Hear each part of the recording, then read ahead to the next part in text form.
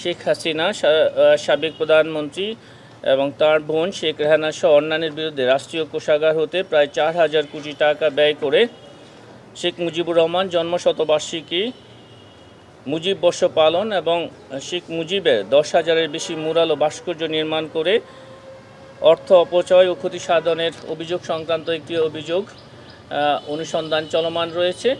এই সংক্রান্তে গঠিত অনুসন্ধান দল অনুসন্ধান সংক্রান্তে রেকর্ডপত্র সংগ্রহ করছেন।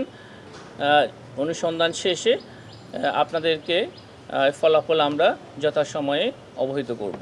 7 সদস্য বিশিষ্ট একটি অনুসন্ধান দল গঠন করা হয়েছে।